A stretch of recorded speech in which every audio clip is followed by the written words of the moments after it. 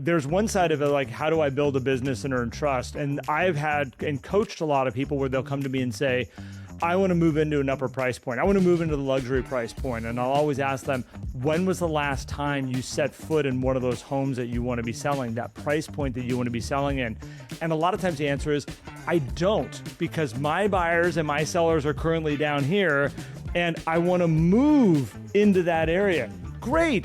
Go out and get educated by it, because all of a sudden when someone says, what's happening in the marketplace?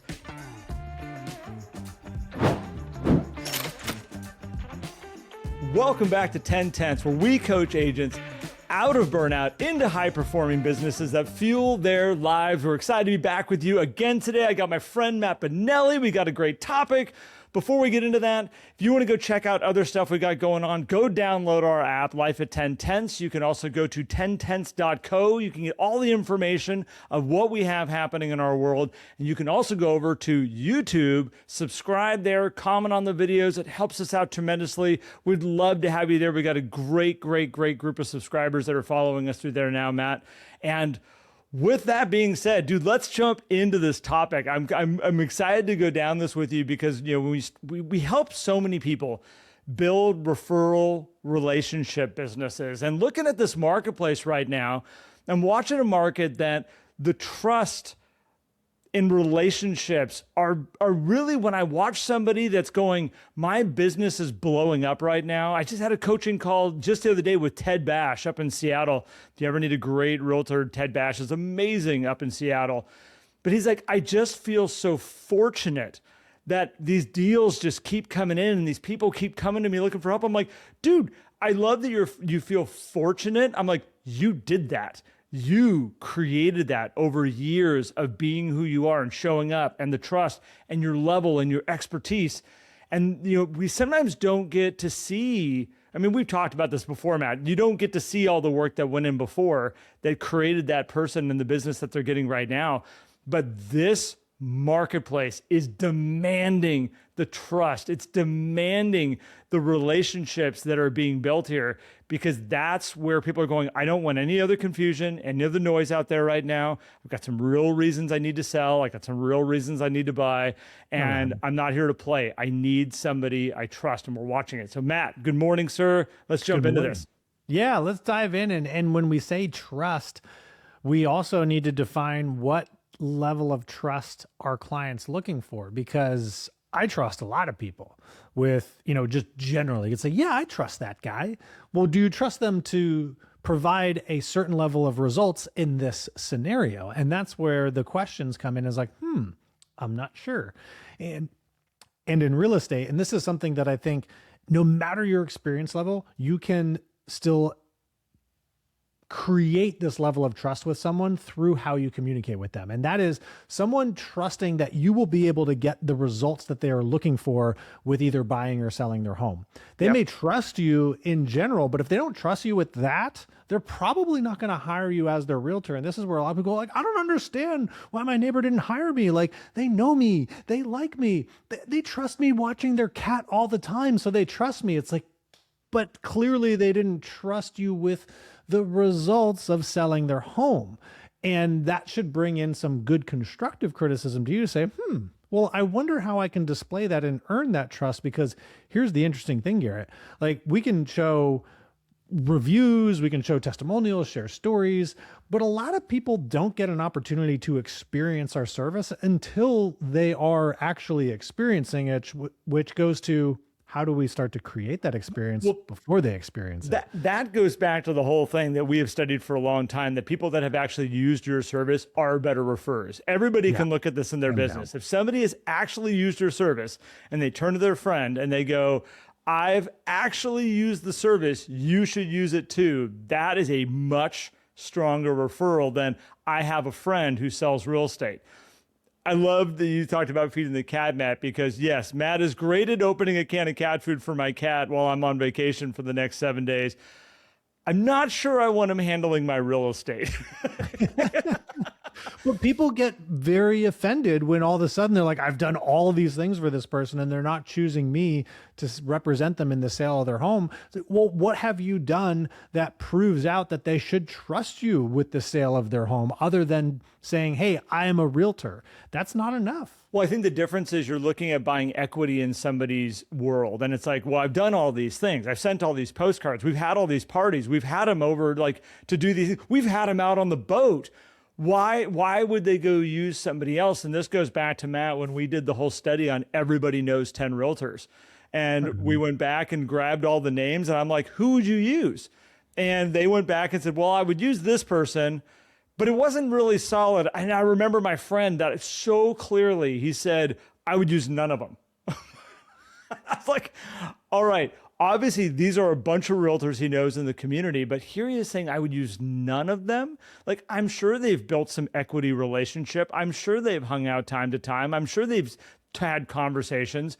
None of them. And this is where you made a comment before we were recording, Matt, of like, what's more important? Like when you look at these pieces, and I think it's how the client comes into you. If it's somebody who's never used you before as a realtor or whatever your service you're providing, but they have this long history with you of being a really good person, that relationship can carry over to say, we should maybe hire Matt. Let's have Matt come in and be one of the opportunities that we have here. On the other side of it that you said, which I thought was so great, is that you can have a relationship with somebody that you're like, the guy's kind of a jerk. Like, I mean, I've never really been able to connect with them. But when it comes down to investing, when it comes down to real estate, when it comes down to getting the job done, that's the person you got to go see. But kind of an asshole. Like, I've seen it happen. I mean, there's a transmission company here in town that they did amazing work for me. And it took me a lot to get over the guy's personality when I was in there and the energy that he had in that room. They are out of business now, by the way. But, you know, got the job done. You know, everything works great. The transmission's done. They had it done on time. Like, everything was on point. But there are some hierarchies that we have to look at here. And what started this whole thing off, Matt, was I'm watching people right now that if they can just rely on them being the person that, when it comes to a confusing thing like real estate, eliminates all confusion and allows the job to get done effectively, those people are winning. When you combine that in with also a trust of the character of that person and a relationship built around that, oh my gosh, the levels get amplified with what we're seeing right now. And then you take the third part, which is energy, and you combine those three in where this person's really bringing positive, awesome energy to the environment when they're meeting with each other.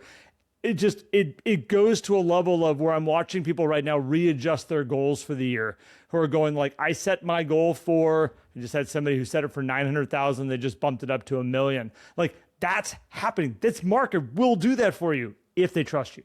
Yeah, they will. Well, and here's the thing, the trust on performance is required. Without that, like, there's not going to be a sustainable business. You may accidentally fall into being able to do some deals for people, and which also helps build the perception of trust of results, by the way. So yeah.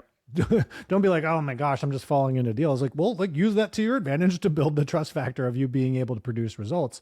But if you don't have a trust with somebody, if they're not confident in saying, I know Garrett can get the job done, if that's not there, it doesn't matter how great of trust or energy that you have, you're probably not going to get the opportunity. Unless everybody else is just so bad, then they're like, well, we just got to choose the lesser of two evils here, which I guess we'll just go with a nice experience from their perception and then maybe be pleasantly surprised. So I guess you have the opportunity to exceed expectations in that scenario. But so how do you build this trust? Because coming back to this perception of, you know, good person versus being able to get results. I remember as a managing broker all the time, I'd have agents say like, oh gosh, I hate having to work with this other agent. He's so terrible. Doesn't he know, like, you know, how does he get business? You know, how does he continue to do so well? And I'm like, well, maybe this is just your experience, because and looking at all of his stats and his records and the client testimonials that are all over Google and everything for him, like, seems like he does a pretty darn good job for his people. And so people trust that he's able to get the job done, which is why he continually gets hired, and you're left frustrated. So how do we start to shift that, Garrett? This is where we get into one of the elements, and I'd say marketing is one of the elements, and it's being amplified at an accelerated rate, because even as little as 10 to 15 years ago, when social media wasn't really a major channel for people to display how they operate in their workplace, right? How they operate professionally. It was through a lot of just like, hey, who do you know? And all this stuff. And it was kind of like a blind trust that existed, or an affirmative trust through referral, Garrett, like you said, of like, hey, I've used this person, I know they're great. But now we have so much more noise, so much more content that like somebody can see an agent, and whether it's real or not, truthful or not, that gets into a whole nother conversation we're not going to go into here. But if they see an agent and they say, hey, I like the way that agent is doing that marketing, that's giving me a level of enhanced trust that they're going to be able to do the same thing for me when they post certain things. I'm not saying you need to go out there and say, hey, look at me, I'm selling properties and all that stuff, because I don't think that necessarily builds trust. You mean the postcard with the 50 homes on it that says, look at all the homes I sold? Well, you know what? That can work. I mean, there's 50 an element, homes is a lot. there's a reason it's been done for so long, Matt, because again, somebody would walk away and be like, oh my gosh, they've sold a lot of homes. Like, I've known that person's been in the business for a long time. When I look at the other agents I know in the world right now that are telling me that they're having a hard time, or they're struggling, or they're kind of barely hanging on as a real estate agent. But then we've got John over here that, man, look at all the properties he helped with people with last year. There is an element, and I think what we got to look at is it's a proof of concept of our competency, and that's where people need to see is that, do other people trust this person to get the job done? There's a lot of trust that builds up in that one of just going like, others are using it, other people go there consistently. Okay, that makes me feel a little bit more comfortable. There's always a line in front of that store. We should probably go check it out. Right? Great point.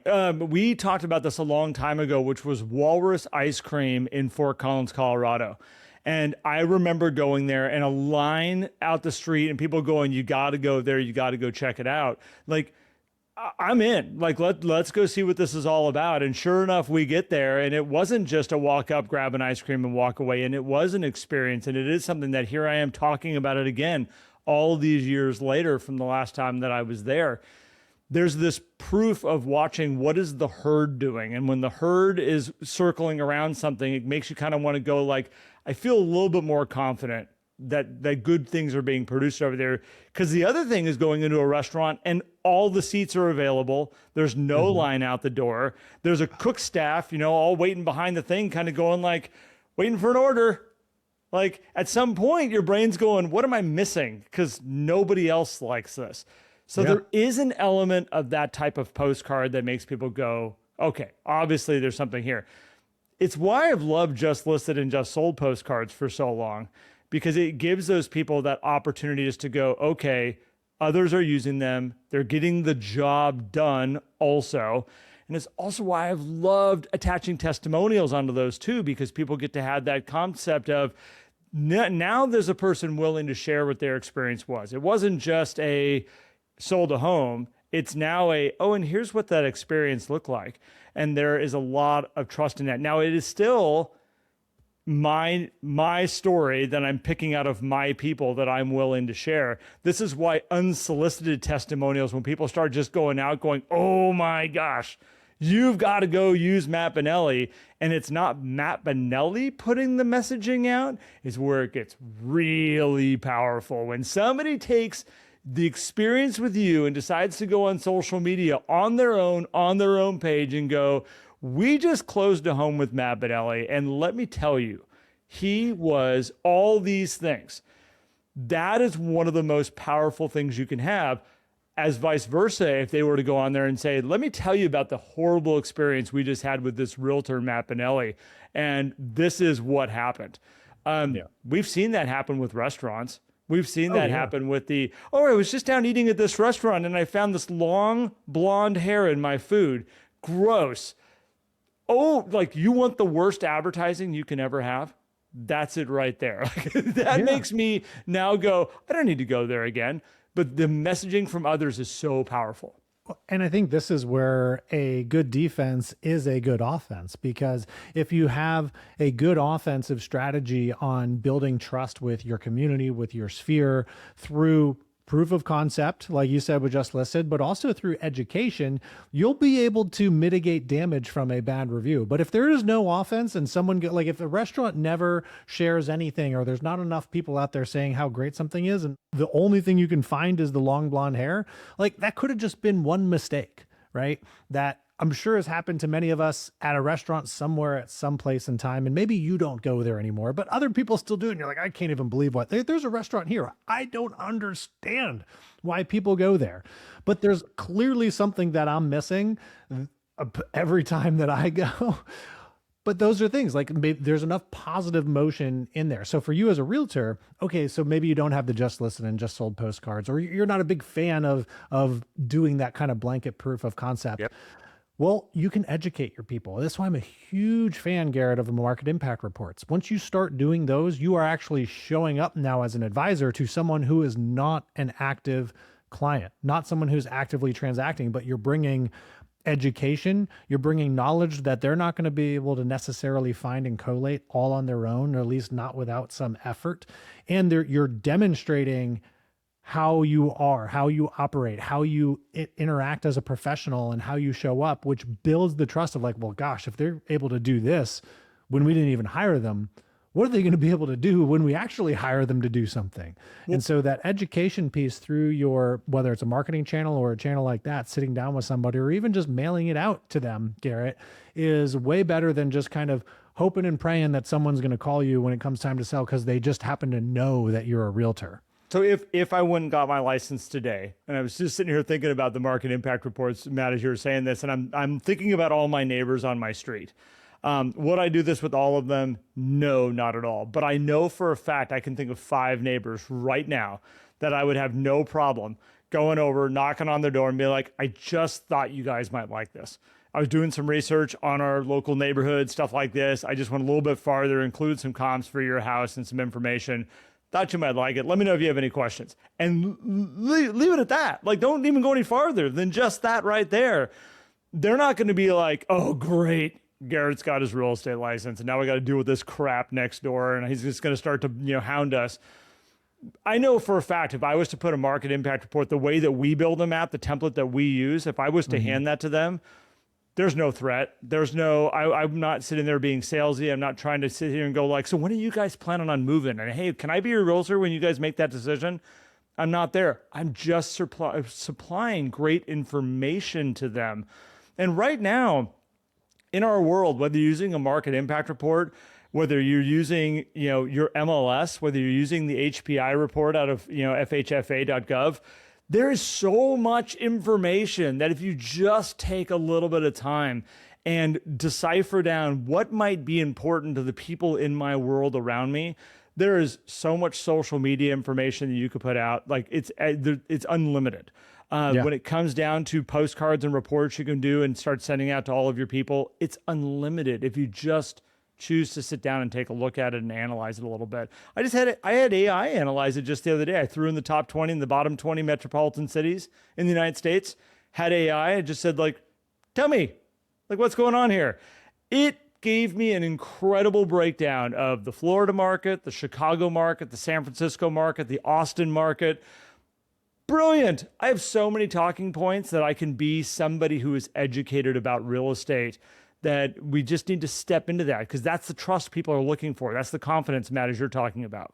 Yeah, well, and so I'm glad you brought that up too, because your self-education becomes a way that you can build this trust in results, right? Well, a lot of us fear like, oh my gosh, like how do I just get more leads and everything? Well, what are you going to do with those leads when they come into you, right? What are you doing to build your skill set? And this is one of the best opportunities for brand new agents. If you're new in this industry, Start researching as much as you possibly can. Learn the markets, look at the data, and then share what you're learning. You don't have to be like, hey, I'm brand new. I'm learning all about this for the first time. You just have to say, hey, here's something interesting. I was looking at this data, and this is something interesting that I learned about this marketplace right now and wanted to share it with all of you. That's not saying I'm new, I don't know what I'm talking about. That's saying I'm paying attention. I'm making sure that I understand the data so that when we have a conversation about selling your home, I'm not like, well, let's go pull up some information to see what's happening in the marketplace so we can determine what's going on. No, it's like, I already know because I pay attention to it. And that is the advantage of just educating yourself and then using that education, to then go educate someone else. There's a lot of educating. Education is, very important. So going this same route, Matt, so like there's one side of it, like how do I build a business and earn trust? And I've had and coached a lot of people where they'll come to me and say, I want to move into an upper price point. I want to move into the luxury price point. And I'll always ask them, when was the last time you set foot in one of those homes that you want to be selling, that price point that you want to be selling in?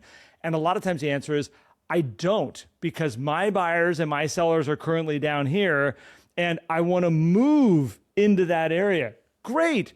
Go out and get educated by it, because all of a sudden when someone says, what's happening in the marketplace? And you're like, oh my gosh, I was just in this $2.2 million property out here, the one over on the ridge. And here's what I saw and what's going on. Like there's some really amazing homes that are coming into the marketplace right now.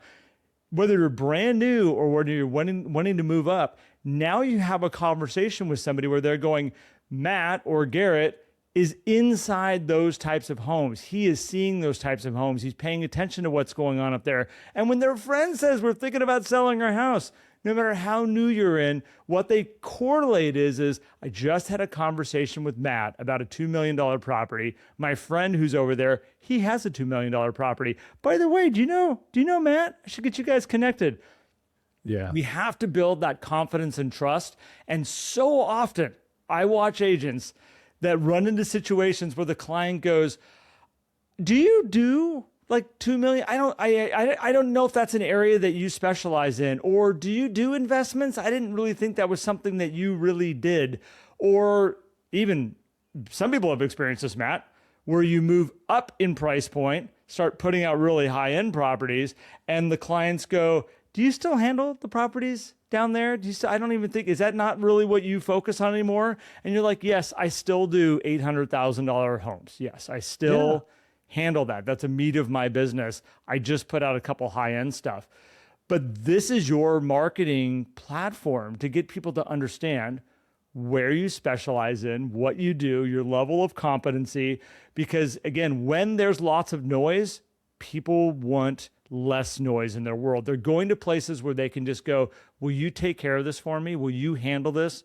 And it's a brilliant spot in your business. And I've watched this happen many times, where it's not about how do I prove to these people that I know what I'm doing, where they come to us and go, Matt, here's my property. Tell us what we need to list it at. Tell us what we need to do to get this thing ready so that you can do your job the best. And we're going to stay out of your way. Yeah. And as gorgeous. It's amazing when you get to be that person. And the higher levels, I know I'm chanting here for a second, but when you get up into the higher price points, people want it even more. They want to turn it over. They don't want to deal with it. They want to put that in your hands, and they want you to be the professional, and they will never turn that over to somebody that doesn't have the high professional understanding of how to do that job. They won't go there because they don't want to have to deal with it. You may be a person that they're like, we would never have them over for dinner, but they crush real estate. That will win out every time. Yeah. I remember, Gary, when I walked into my first multi-million-dollar property, it's on Broker Open. I went with my mentor, and it was a new construction, an infill build. And I walked into the house, and like, he's so confidently like moved around the property, knew what all the different thing was. And I walked into the kitchen, and I was like, I've never seen this stuff before. Like, and it was gorgeous. All I knew was like, this looks really cool. And then I just started touching things and looking at this stuff and hearing people talking about the material and the trim work and the crown molding and all of these different features, which had these little nuances to them, like, well, this is built out of this and all this stuff. And it's not the question of whether certain elements add value, right? Because that's the the old joke of like, but I have oak cabinets. It's like, yes, you do, right? Those are important elements to know to prove your knowledge so that people then can understand and say, hey, I trust Matt with this product. I trust that he knows what he's talking about with people. It's not, I always thought, oh, it's just a matter of valuing things and understanding where all the numbers play out, but it is not that. There's other ways that you can build this trust and this competency with people. And you don't even, I mean, walking into the homes is definitely going to be helpful. Harder to do these days. I feel like broker opens are less and less of what they used to be because there's so many great visuals that we have, but spend time on those visuals. Spending time in the MLS is still a tradition that I hope people are actually doing. The hot sheet. It's a lovely thing. You go and you get to see what's the new listings, what's the new product. Go in and look at the HOA fees, the different things, all the stuff that the agents are putting out there. Every time a listing agent lists a property, it is free value for you to go learn and educate from so that you can then build up your knowledge base, which then you can share to help build trust. Like you don't have to have the results already to have the trust that you can provide the results. And that's an important point, Garrett. I will say with getting into those homes, yes, it may not be as easy as it used to be, but I would say make friends with your fellow real estate agents, please. Yeah. If you get a chance, if you want to go and build and learn, if you have other agents in your office that you're like, hey, if you're going out to that home, we don't need to schedule a special showing. I don't need to set up the thing. I'm not trying to drag my people through. I would love to go and walk through that house. Let me know when you're going out there next time. They're not going to be like, you can't come with me. Like there are options. Then they're that asshole that you were talking about earlier. They're not your friend. So again, I would say get into these homes. And again, we're talking to two different people here right now, Matt, because at the end of the day, we started this off with and this works for any, this isn't just luxury. This is any market. Like if you want to go and sell in XYZ neighborhood, well, do you drive through there often? Have you ever stopped and let your kids play at the park, that's over there? Because if not, what do you know about it? It's all education and talking points, and you want people to understand that you know what you're doing. I mean, I look at like Jen Egbert in Boulder, Colorado. She does a lot of really high-end homes. And it's interesting when you hear her talk about the finishes, how things are built, who constructed them, all these things. It's like you just kind of step back and you're like, okay, she understands design. She understands what would cause a home to actually sell for that much. When she's, educating, people flying in on their jet to take them to go look at a house and a horse property and what are all the uses of this thing, she has this understanding that person just goes, this is our person that we trust. They've got our back. And if you can't talk in an educated way, if you can't show up in an educated way, you don't get that business. Matt, you made the joke of, I have a friend over here that helps me build out my workout routines. Seems like a nice guy. I'm not going to necessarily have them work on my car. That is not where the trust level and the confidence level is. Now, on the same point, we're great friends. We have a business together, and you will call me for car advice. Absolutely. You will not call me for car advice, though. I don't usually call you for car advice, but you called me the other day. You're like, I'm looking at this car, and it's got a wheel bearing that's going out on it, and how hard is that? Yeah. And I think I answered back with you, if you have a press and these tools, you can probably do it. Or at least that's the conversation I had with Sarah, where I was trying to decide if this was in your range of something you could handle on your. This is a problem with 3,000 miles away, man. I wish I was there to help you out. Yeah, the seller never got back to me either, which I'm pretty disappointed about because I was pretty much ready to buy that car. Oh, Matt almost bought the same car that I have as a daily driver. How cool would that be? We could drive the same car.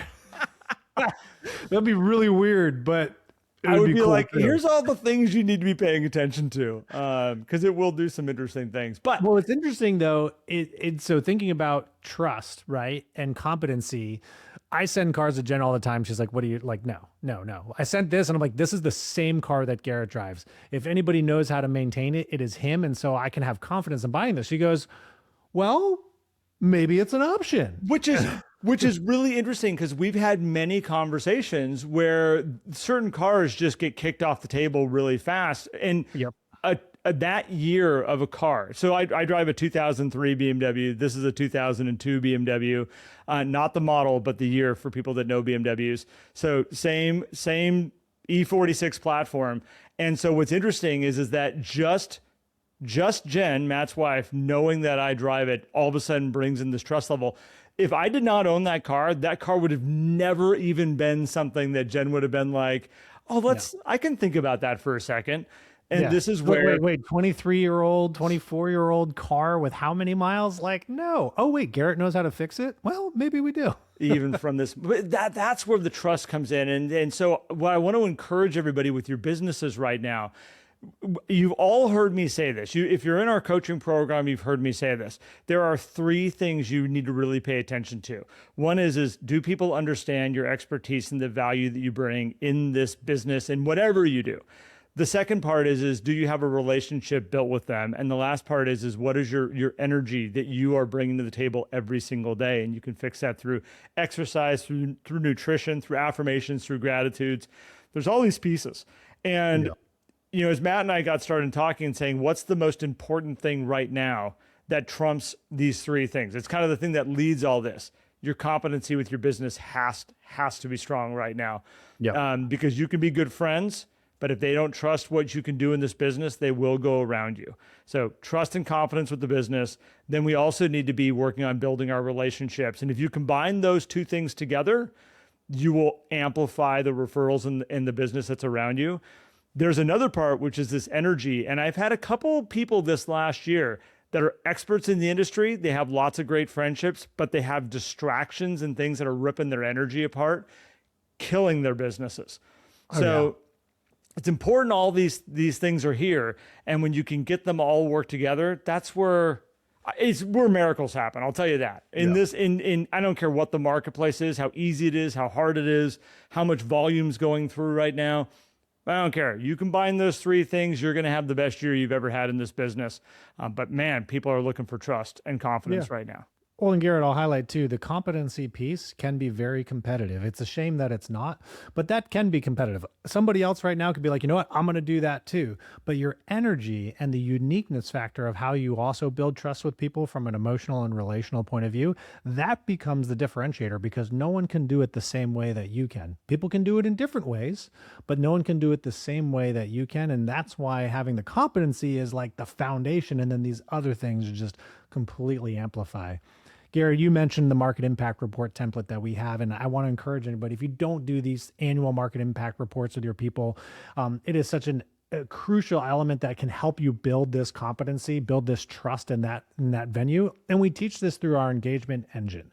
And so if you haven't discovered the engagement engine, we have a free webinar. You can email us and say engagement engine. You can reach out to us on social media, free. You download our app. It gets you right access into the free webinar. And then that can lead you right into our accelerator where we actually walk you through all the different zones of the engagement engine and including how to use that market impact report across 3 different zones. There's only 5 total. And we walk you through how to use that market impact report in several different ways. And it also is a really easy report to produce. It takes just a few minutes to actually fill it out and have it ready to go. And so I encourage you all to do that because it's going to just create this wonderful energy in your business that's going to allow you to build something that doesn't consume your life because your business shouldn't do that. It should fuel your life, not the other way around. And if that feels good to you, we would love to see you inside our community. We always love seeing you here on the podcast. If you're watching on YouTube, hello. If you're just listening, well, we appreciate you as well. And hello to you guys as well. Actually, most of you do. The overwhelming majority of which is typical of podcast behavior. But if you guys want to come over and see what we look like, we encourage you to come over to YouTube, hit the like and subscribe button, and drop a comment below this video to let us know that you're here.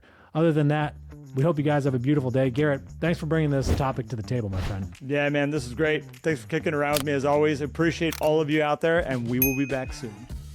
Take care, y'all.